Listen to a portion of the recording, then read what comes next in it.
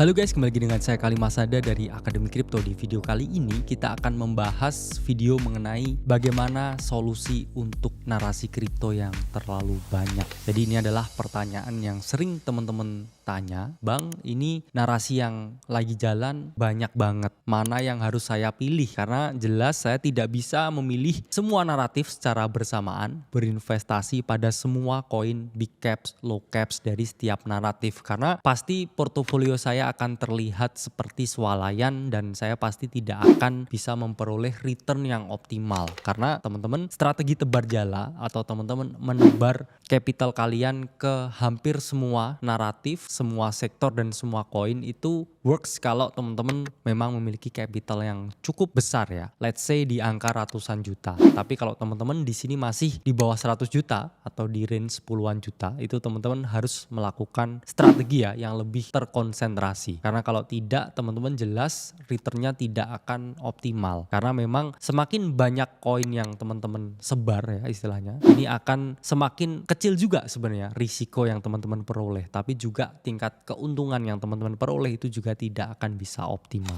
Maka dari itu teman-teman ketika terlalu banyak naratif yang beredar di market, ini beberapa solusi yang bisa teman-teman gunakan. Pertama adalah tetap fokus. Ingat teman-teman harus fokus on the plan. Selalu fokus ke rencana yang teman-teman buat. Jangan sampai teman-teman ini udah membuat suatu rencana A ya, tiba-tiba rencana itu buyar karena teman-teman kepincut ya istilahnya naratif lain dan kemudian teman-teman pindah ya capitalnya dari capital yang sudah teman-teman rencanakan ke capital yang naratifnya ini masih belum jelas lah istilahnya, tidak sesuai dengan plan awal. Dan kemudian yang terjadi justru naratif yang sebenarnya teman-teman plan di awal ini malah gerak ternyata ya. Terus teman-teman dari sini di-FOMO-in lagi ke sini. Terus tiba-tiba yang plan awal itu tadi ternyata udah top. Terus kemudian teman-teman mengalami kerugian dan teman-teman berhenti trading kripto. Jangan sampai hal itu terjadi ya teman-teman. Jadi tetap pahami, stick to the plan, stay on the plan karena kita juga membuat ya naratif kalender dari tahun 2023. Apa naratif-naratif yang possible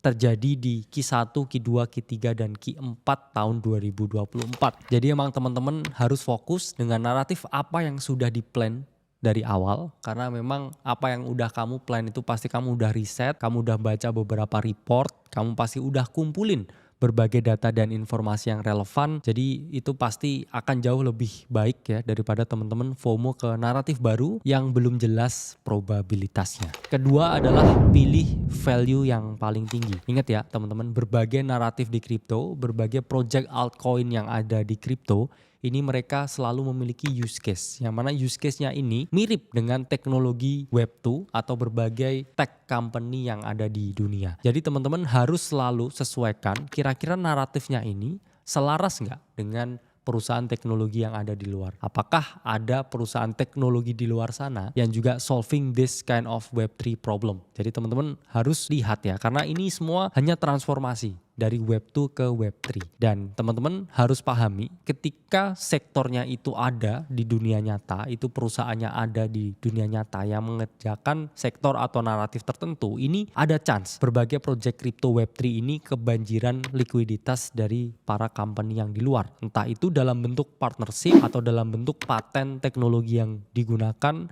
atau misalkan dalam bentuk sharing knowledge dan juga sharing teknologi. Jadi teman-teman harus lihat ya, apakah ini perusahaannya di luar ada atau enggak. Contohnya AI atau Artificial Intelligence. Kita tahu sudah berapa ratus ya triliun rupiah yang digelontorkan berbagai perusahaan besar seperti IBM, ya, Microsoft dan lain sebagainya terhadap project-project AI. Dan teman-teman lihat gimana pergerakannya token-token AI yang ada di kripto ini naik dengan sangat signifikan ya, puluhan bahkan ratusan kali lipat. Karena apa? Karena ada banjir likuiditas dari berbagai big tech company di luar sana masuk ke dalam berbagai project Web3 di kripto. Jadi teman-teman harus lihat ya apakah naratif dan sektornya ini relevan di luar sana atau tidak.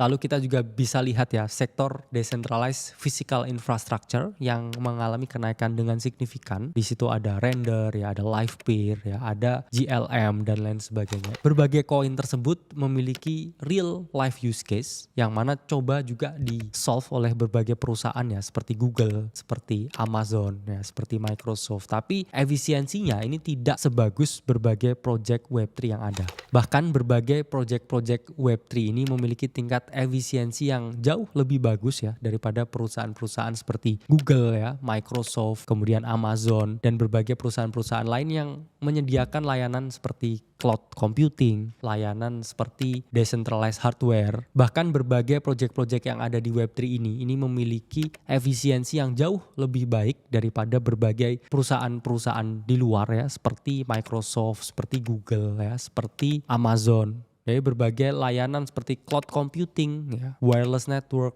yang disediakan oleh berbagai project Web3 ini efisiensinya sampai puluhan kali lebih murah secara cost. Jadi tidak ada salahnya teman-teman melihat berbagai project-project Web3 yang memiliki fundamental yang jelas. Jadi jangan sampai hanya naiknya karena hype, karena community, tapi teman-teman lihat real use case-nya apa dan apakah ada pembanding dan juga pesaingnya di perusahaan-perusahaan dunia nyata. Itulah kenapa lebih preferable teman-teman untuk memilih main naratif ya, seperti contohnya AI ya, daripada naratif-naratif yang sifatnya masih belum jalan, misalkan kayak decentralized science atau DeSci. Jadi ada kecenderungan teman-teman harus memilih sesuatu yang memang backingannya kuat di dunia nyata. Jangan memilih sesuatu yang tipikalnya masih angin-anginan, masih rumor, masih desas-desus, karena itu semua belum tentu terbukti karena memang risk to rewardnya bagus ya. Kalau itu terbukti terjadi, teman-teman bisa naik portofolionya itu ratusan sampai ribuan kali, tapi kalau itu tidak terjadi sama sekali, teman-teman akan menderita kerugian. Jadi pilih naratif yang memang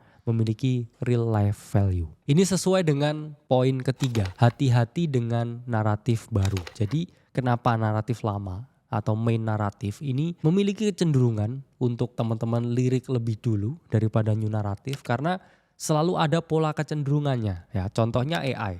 AI ini sudah mengalami kenaikan di Q1 2023. Sehingga ketika history terulang kembali, ini ada chance ya Q1 2024 ini akan AI lagi. Dan itu kita ungkapkan dari akhir 2023 ya, di Q4 2023 kita ungkapkan Q1 2024 akan AI. Salah satu alasannya adalah karena Q1 2023 itu juga AI. Dan apa yang terjadi teman-teman di Q1 2024 kita lihat terjadinya kenaikan berbagai koin AI dengan sangat signifikan. Jadi selalu ada pola kecenderungan yang bisa kita baca dari siklus-siklus sebelumnya. Bahkan kita juga di webinar Super Mega Cycle membaca kecenderungan terjadinya DeFi summer lagi atau kenaikan berbagai koin-koin layer 1 dan juga DeFi. Dan setelah webinar itu ya, kita lihat kenaikan 50% dari total DeFi market cap. Karena memang naratif yang sebelumnya udah ada itu bisa kita baca kecenderungannya ya dari pergerakan harganya atau dari price actionnya atau dari indeksnya, karena kita ada data historis masa lalu yang bisa kita olah untuk menentukan atau melakukan forecasting terhadap kecenderungan yang terjadi di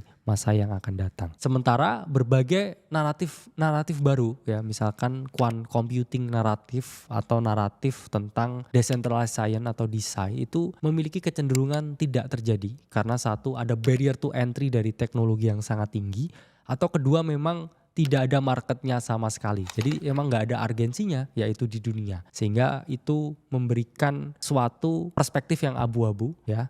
Sehingga teman-teman gak bisa betting on something that will never happen ya. Jadi teman-teman harus melihat ya, karena bull run-nya ini hanya 2 tahunan ya. Jadi teman-teman maksimalkan waktu sebaik mungkin dengan berinvestasi pada sesuatu yang memang sudah memiliki pola kecenderungan. Kalau teman-teman gak mau memperoleh kerugian. Jadi teman-teman harus invest di sesuatu yang memang sudah well known atau diketahui sebelumnya.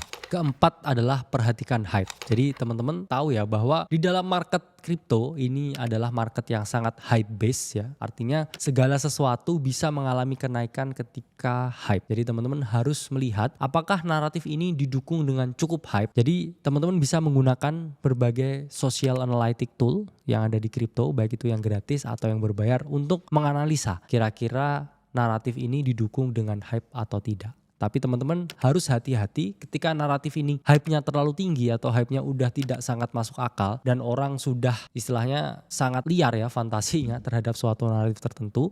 Ini teman-teman harus hati-hati karena ada kemungkinan kalau itu udah overhype, udah overcrowded naratifnya dan itu adalah top signal yang menunjukkan potensi bahwa naratif ini akan selesai dan harga akan mengalami koreksi. Jadi teman-teman tetap harus cek hype-nya untuk memastikan, tapi jangan sampai hype-nya itu terlalu tinggi. Jadi teman-teman bisa gunakan ya berbagai social platform ya seperti Lunar Crush atau The Block yang menyediakan berbagai sentiment analysis terhadap suatu topik tertentu. Atau bisa gunakan ya Dune Analytic untuk melihat secara on-chain naratif tertentu ini pergerakannya seperti apa. Kelima adalah take partial profit. Apa itu partial profit? Jadi partial profit itu adalah pengambilan keuntungan yang perlahan atau tidak exit the market 100%.